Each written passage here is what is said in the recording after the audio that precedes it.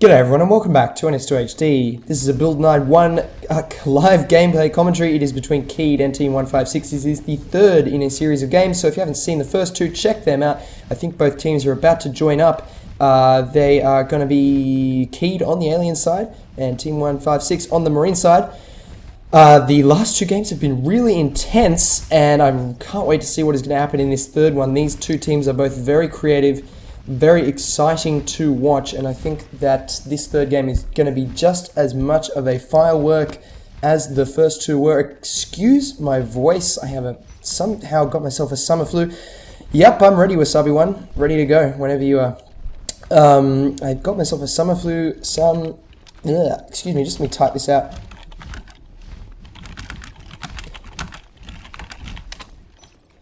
I've got myself a summer flu somehow. I've got no idea how. No one I know is sick, and somehow I picked it up and it's just not leaving me alone. So here we go. The game is starting. Let's get in there and check out what the starting positions are. We have... These are not starting positions yet, I believe. Are they? Maybe. This might be the pre-launch. Nope. Okay, we have Marines starting off in flight control. Excuse me there. Marines starting off in flight control. The summit room names have changed, and so it can be a little bit confusing sometimes. Lithan moving out as the scout very fast towards towards computer lab. There you go. We've got a fast extractor drop there. The aliens have started in atrium, so a lot of combat going to happen in crevice. I'll go down there and check out what happens at first contact right now. Entic gets the first kill, and the fight continues. Entic takes down Coffee Box. So Kheed gets 2 fast kills and takes the extractor. Wow, that is a very fast extractor loss. No recycle there.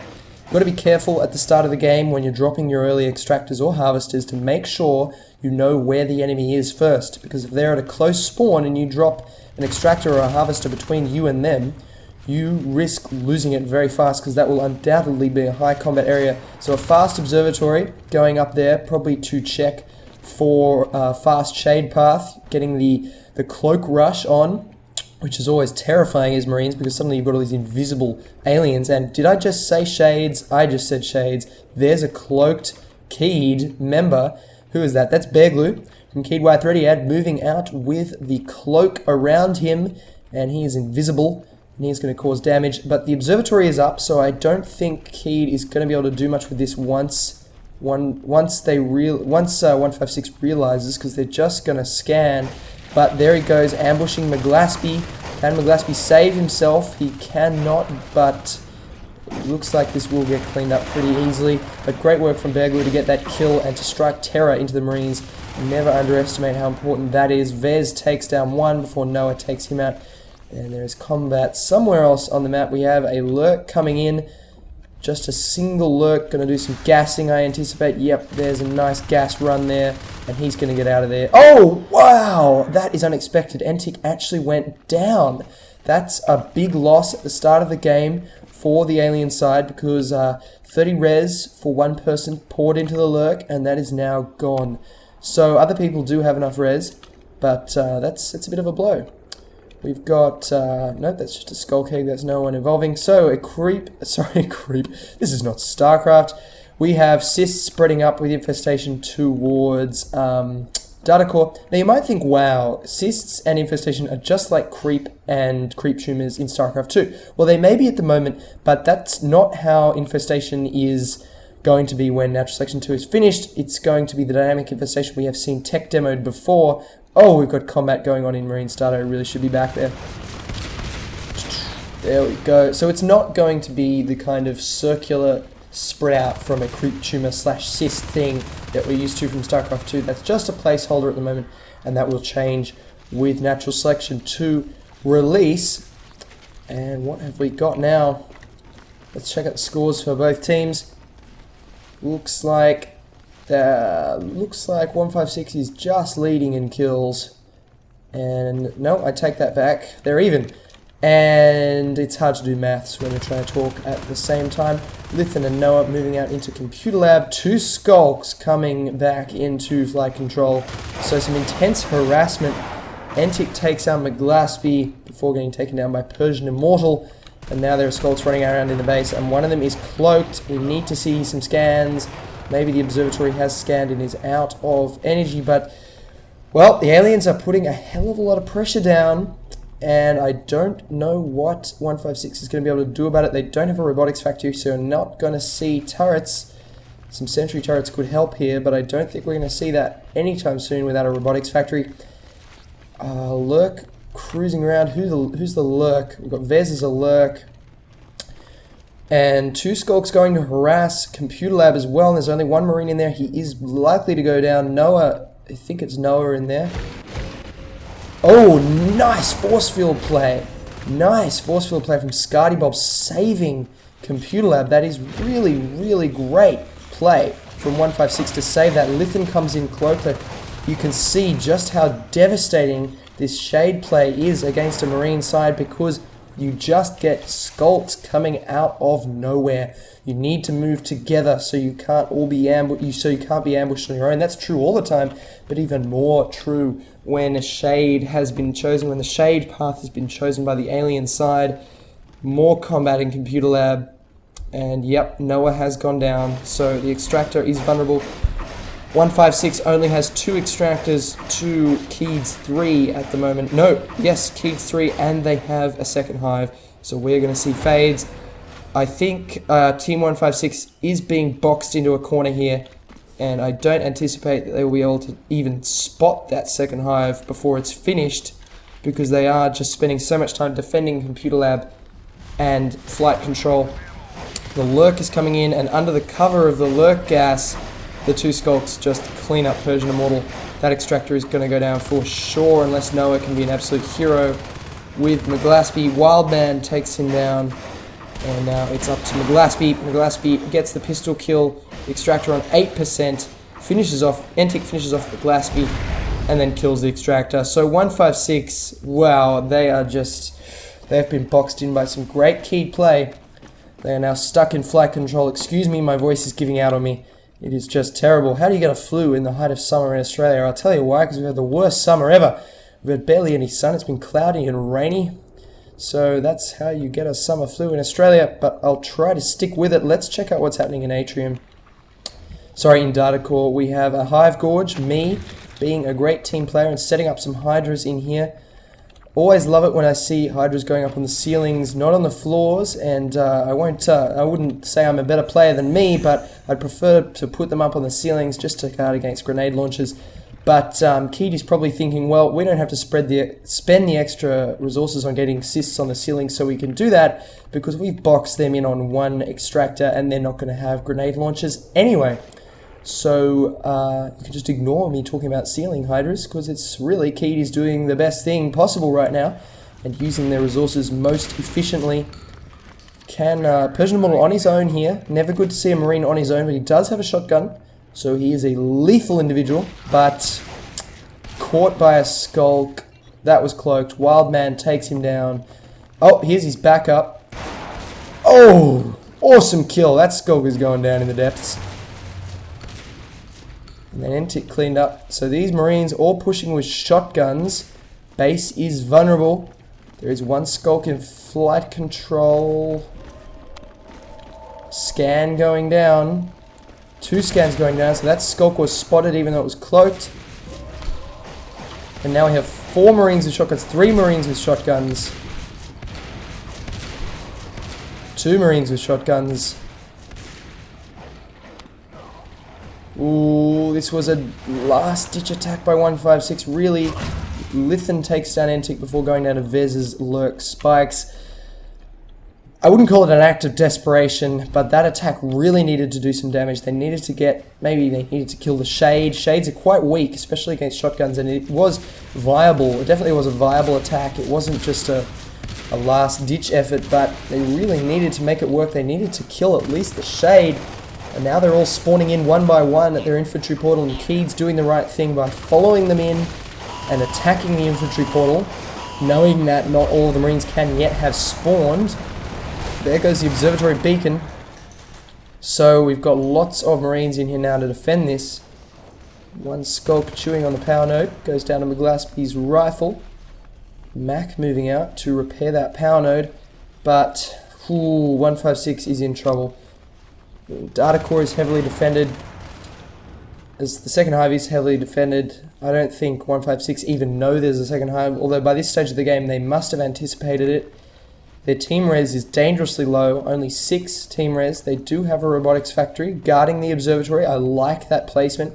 Limits the surround that skulks can get on the observatory, but without at least 2, maybe, and really preferably 3 extractors by this stage, they are just going to be ground into the ground. Pardon my use of words there, that is terrible. I call myself a YouTube caster, and I use the same word twice within 3 words.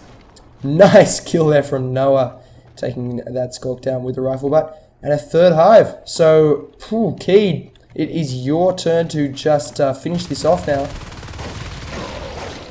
Noah trying to do some damage to the hive and goes down to Bear Glue. Nice use of the shield, but a and there's a fade. Well, that has got to be, 2 fades, a lurk, and a skulk moving down towards Computer Lab. 156 doing the right thing, trying to get that extractor up, but with this, this is life form heavy. 2 Marines engaging this attack head on, being aggressive. They're not going down without a fight. Coffee box goes down. Grenade launchers. Ooh, you know what? I've committed a commentating. Where's the advanced armory? Okay. So maybe I didn't commit a sin. I was going to say I missed the advanced armory. I swear I heard grenades. Maybe not. Maybe I'm just imagining things. Persian Immortal takes down me. Where are those fades? Oh, that's what it is. Mines.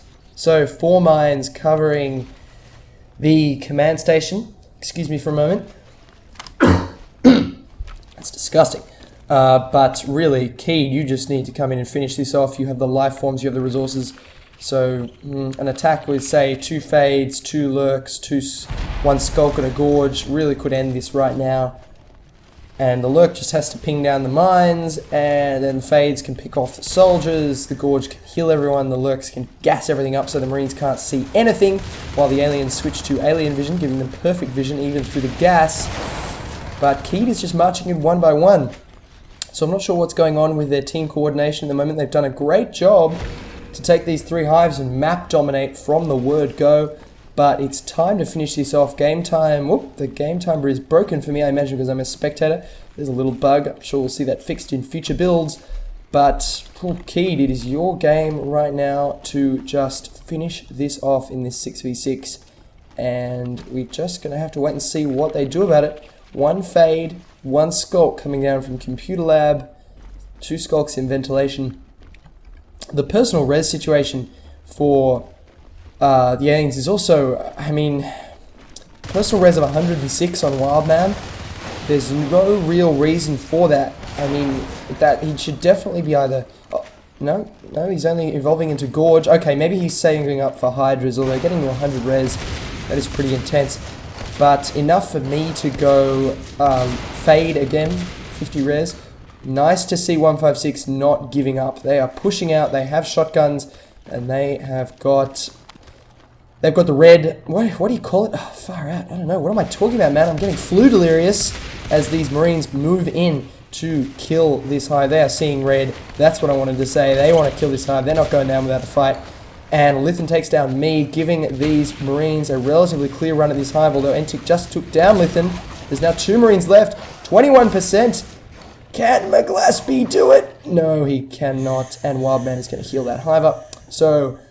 big kudos to 156 for attacking like that. Great to see, but it's going to take more than that. I think what they have to do is, now that they've all spawned in again, speaking like a New Zealander for a moment there, they've got to push out again right now.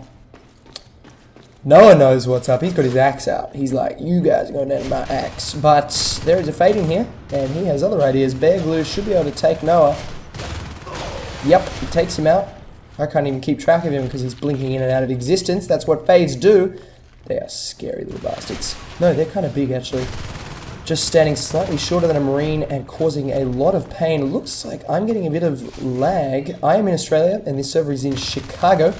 And people are playing from Europe and the United States, so unsurprising. And I doubt it's the server. I doubt it's being seen by these players. It's probably just me. Hive now up to 35%, so Wildman must have spent a lot of his energy building these Hydras.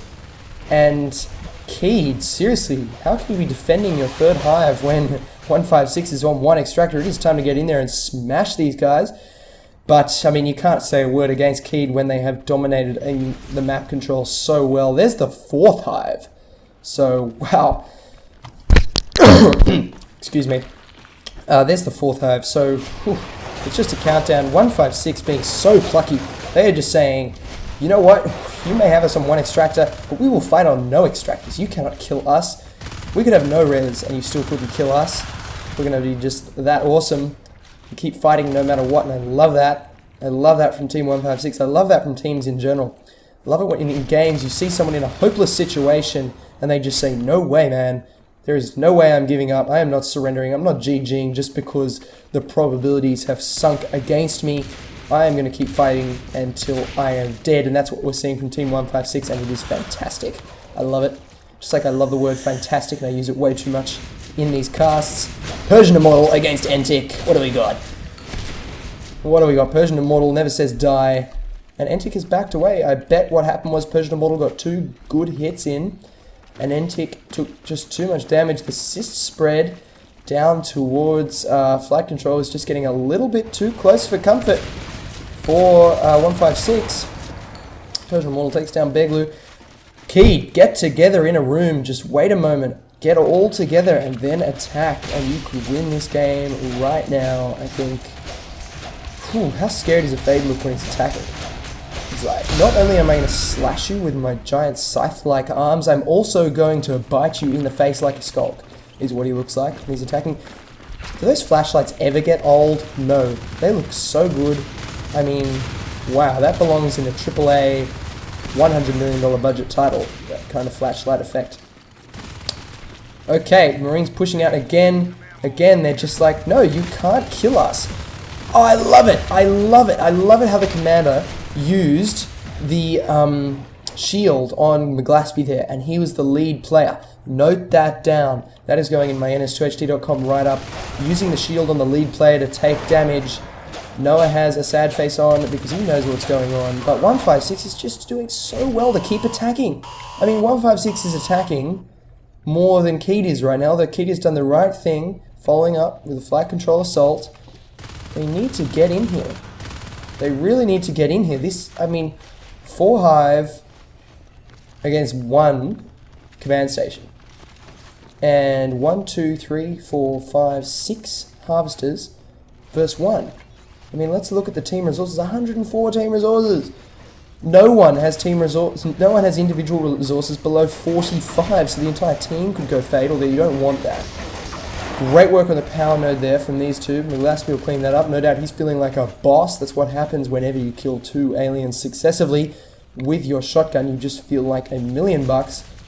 Vez is going to come in here and do some damage. I'd say he's trying to attack the mines. 156 is trying to be very defensive. They've just dropped mines everywhere.